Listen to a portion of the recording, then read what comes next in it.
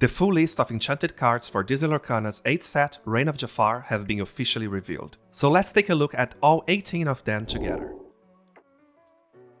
What's up Illumineers, it's Mateus here, and it's time to cover the enchanted cards for Disney Lorcana's 8th set, Reign of Jafar. As usual, before we get started, let's analyze some details about these cards as a whole. Following the pattern we've come to expect, this set's enchanted cards feature a completely different art style, the surrealism. The team have moved away from the monochromatic sepia tone of Azurite Sea and the outstanding gouache storybook illustrations from Arcasia's Island to deliver this a new take on the enchanted art style. Featuring a less hospitable desert environment, the art plays into Jafar's vanity. You can see that sand is ever present in all of these cards, as if the glimmers are being seen through a hourglass, and the scenes are filled with surrealist elements. Apart from the new art direction, we also had another surprise when it comes to the card choices for Enchanteds, and one that's broken a tradition for the past 7 sets. Umber, Sapphire, and Steel single ink cards have only received one enchanted card. But what is even more surprising is that for the first time ever, Umber and Steel single ink cards did not even receive an enchanted character card. Overall, Reign of Jafar enchanted cards also continues with the same layout and design elements as from previous set. The black bar that was previously removed from the bottom of the enchanted card, then returned for Arcasia's Island, remains here for Reign of Jafar. And before we finally get started, we ran a poll on our Instagram account asking the community what their favorite enchanted cards were for each ink type, and we have received over 1,000 responses. So we'll also be including the results of those polls at the end of each ink color, in case you're curious what your fellow Illumineers think. And don't forget to share your opinion in the comments section below too. We'd love to hear your thoughts. With that said, let's take a look at these beautiful cards.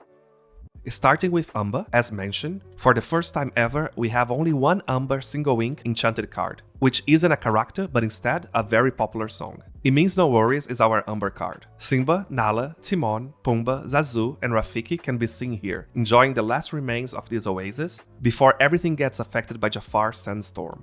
If you look at it up close, you can see Rafiki's hands holding what seems to be one of his visions. There's a whole Inception approach to this, with Rafiki seeing himself in his own vision, while us, the players, are seeing them through Jafar's hourglass. Wow! This card is based on its rare counterpart, where it takes us out of Rafiki's vision and instead brings us directly to the scene itself. The colors for this card are also very vibrant and beautiful, but because this scene isn't trying to compress all characters close together to form a sphere, we get to see more of the environment and the beautiful blue sky. We know based on the community's reaction to this card when it was first revealed, that the enchanted version received a lot of praise, and it is likely going to be one of people's favorite for this set. There are a lot of emotional attachments to the Lion King from the community, so this all makes sense. As for us, between the enchanted and the rare versions, even though I really like the look of both of them, I'm leaning more towards the rare version, mainly because of its color choices and having more space to breathe and analyze the environment. When it comes to the community's favorite Umber enchanted card, it should go without saying that It Means No Worries earned all 100% of the votes under this category. It's the only one after all. In Amethyst, we have one character card and one song taking up the enchanted slots. Starting with the character card, this is also their introduction to the game. That's right, we're talking about Bambi, Little Prince.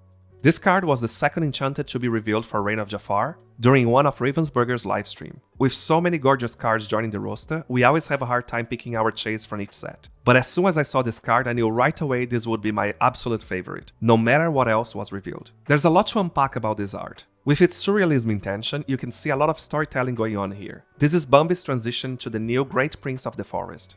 You can see him floating in a fetal position while wearing a small crown. The branches surrounding him are actually his adult antlers, and this transition is celebrated by nature with the birds and the different lore pips around him.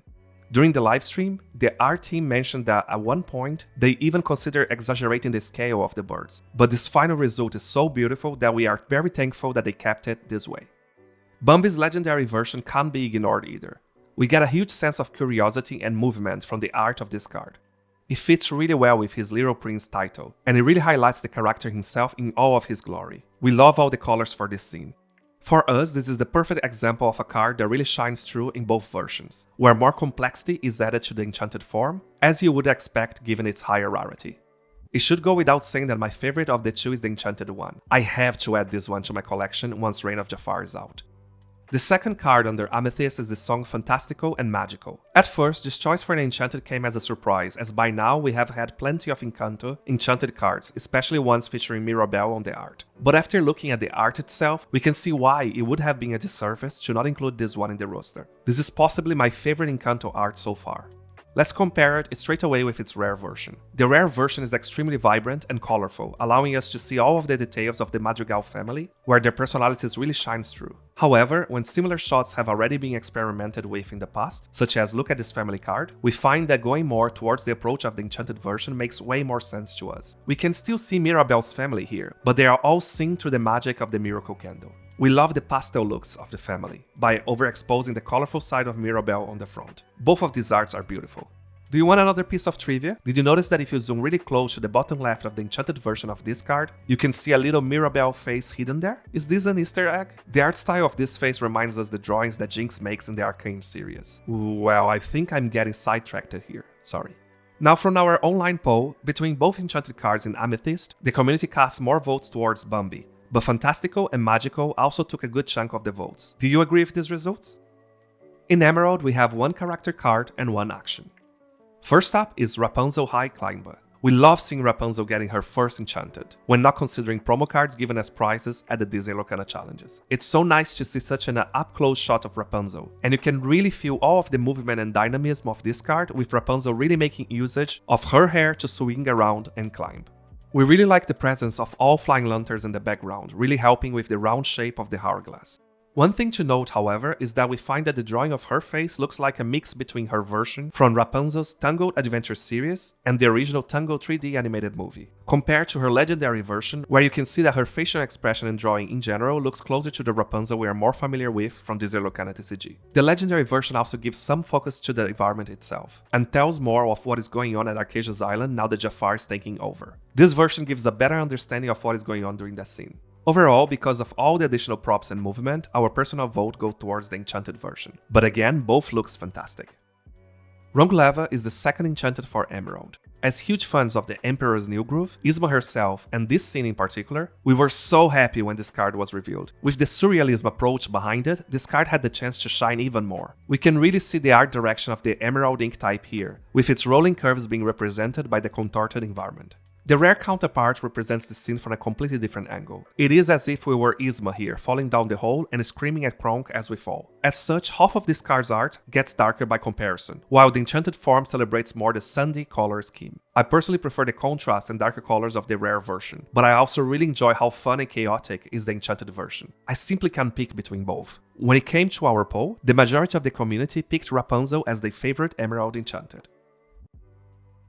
In Ruby, we have one character card and an item. Our Ruby character is Lilo, causing an uproar. Here we can see Lilo playing her own version of Godzilla, smashing all of Jafar's towers and castle made of sand. This is a very cute scene, and we really like all the contrast of the many different colors and the vibrant sky.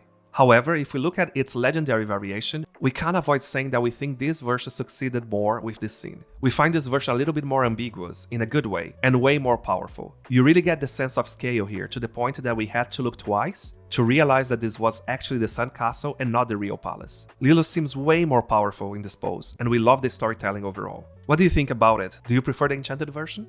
The Sword of Shanyu is the second Enchanted in Ruby, hinting towards a character that hasn't been introduced to Disney Lorcana just yet. We appreciate the up-close shot of this version, while also introducing some of Jafar's elements to it. It is funny to see that the sword is inside one of Jafar's hourglass, while being observed from another hourglass, based on what we know of the art direction.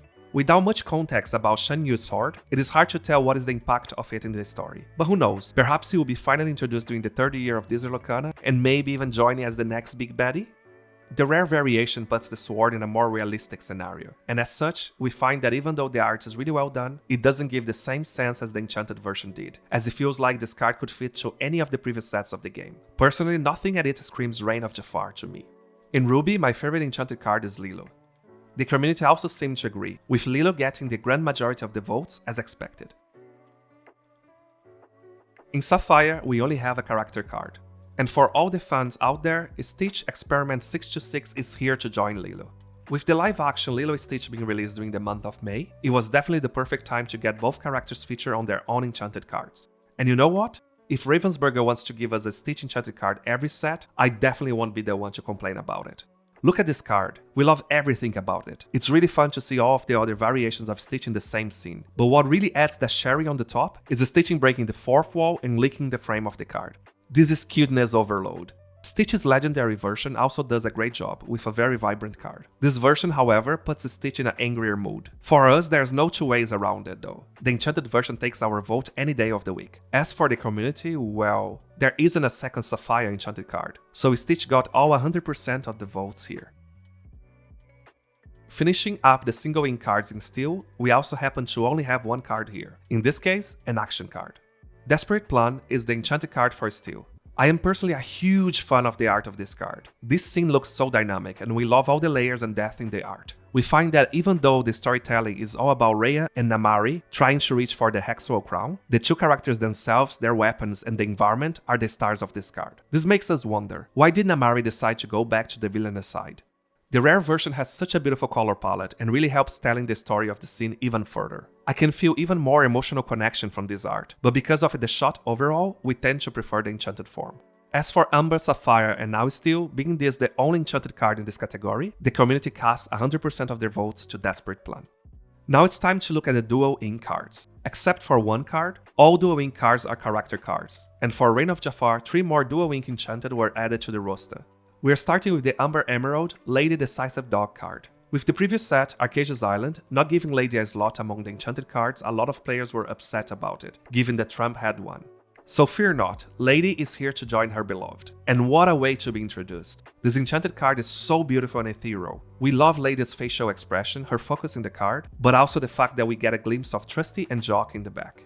Lady's rare version brings us back to the same park from Arcasia's Island, in what seems like the moment the Jafar Sand starts to take over the island. As such, Lady is more focused, or should I say decisive, trying to figure out the whole situation. We personally prefer the cute Lady of the Enchanted version over the decisive one, so our vote goes for that. In Amber Ruby, we have Wreck-It Ralph Big Lug joining the party. Wreck-It Ralph surely seems to be in trouble here, confirming that maybe Jafar isn't the only threat at the moment. Even though this isn't Wreck-It Ralph's first appearance in an Enchanted card, it's nice to see all the vibrance coming across this one, and the inclusion of the pixelated vehicles. Ralph's super rare version puts him in what looks like a safer environment, where his expression goes from worry to confidence. And is that Vanellope just behind him? Overall, we like the scale and pose of Ralph better in the Enchanted version.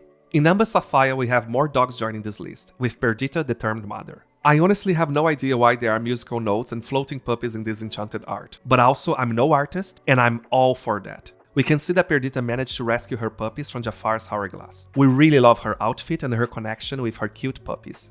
The super rare version brings us down to the ground. This version looks like the exact moment that Perdita shattered the hourglass and freed her puppies. We actually really appreciate the contrast between Perdita's peaceful expression in the Enchanted version, while the super rare shows a more concerned and determined look. I absolutely love these two arts and I'm not able to pick one over another, but I do love the peace conveyed in the Enchanted form. How about you? In Amethyst Emerald we have Cusco Impulsive Llama. Look, I love this art and all the chaotic colors, the mixing up of the Llama potion turning into waves, and Cusco's realization of what he's just done. Perhaps this was even the moment that he turned into his Llama form.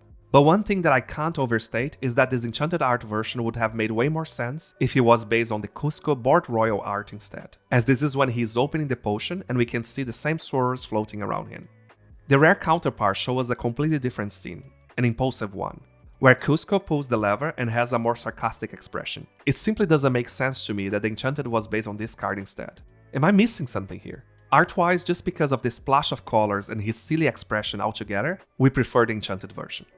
In Amethyst Ruby, we have one of my favorites. Mother Gothel knows what's best. Mother Gothel finally makes a full appearance in an Enchanted form. We had a glimpse of her back with Revive action card, but this is the right way to celebrate this character. This is another great example of the surrealism approach in its full form. There's so much to unpack here, from the setting behind her, the different floating stars and hidden Mickey, all the way to the hourglass being broken apart to reveal the Sundrop flower.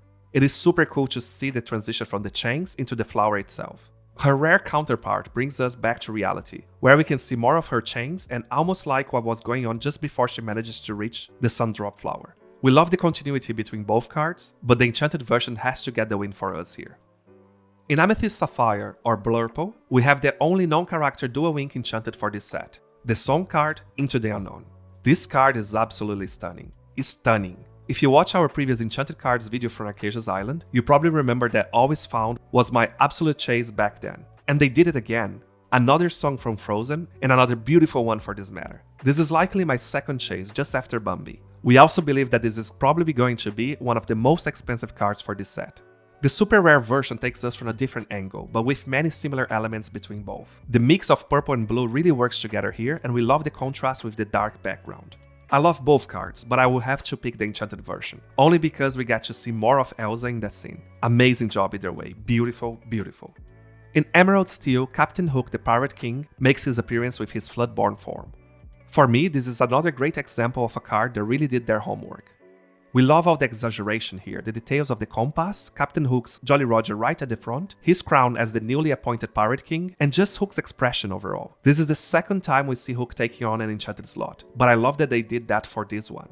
Hook's rare version should not be overlooked either. We love his posing and especially the outstanding lighting used in this scene.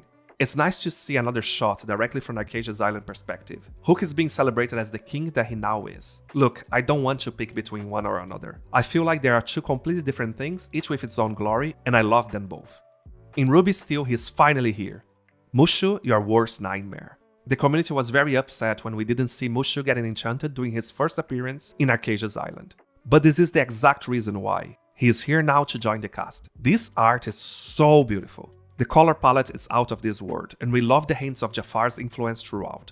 We love, love, love this card. But if I had to make a very small observation, that would be that I don't feel that this particular art style follows the surrealistic theme of this set at all. For me, this could have easily been a card from Shimmering Skies, for example. But if I can overlook this, I love this card. Mushu's rare version takes on the same scene and motif, but it doesn't do as good as a job as the Enchanted one in our opinion. Mainly because Mushu's colors almost get lost with the background, the props, and other details. It is really hard to read his silhouette, or to get the same feeling out of it. And the last card for Reign of Jafar, but also the first one to be revealed for this set, is Jasmine, Steady Strategist in Sapphire Steel Dual Ink. We are so happy to see Jasmine getting another card, and it makes a lot of sense, given that this is Reign of Jafar's set after all. But not only that, Raja is also a big part of this art. For us, it made a lot of sense that this particular card was the first one to represent the set's theme. We can really see that the surrealism has a lot of presence here, where Raja's tail is turned into a rope that can help Jasmine deal with what she's facing now. The same rope can be seen on its super rare version, but in this case with no presence of Raja. We can also see that Jasmine is about to reach out to someone. Is that Aladdin? We're obsessed with this enchanted version, so between the super rare and the enchanted version, our vote has to go for this one. But overall, out of all Dual Ink Enchanted cards, our favorite one is Into the Unknown. When it comes to the community, their preference was also for Into the Unknown, though Mushu was not far behind at all. After that, they chose Jasmine, Lady, Perdita, Hook and Cusco, Mother Gothel, and finally Wreck-It-Ralph. And those are the enchanted cards for Reign of Jafar. Let us know down in the comment section what you think of the art style this time around, and also which cards you're going to be chasing this set. And be sure to subscribe and hit the notification bell for this coming week, as we'll be covering everything for the release of Reign of Jafar this Friday. Thank you so much for watching, and until next time, happy questing!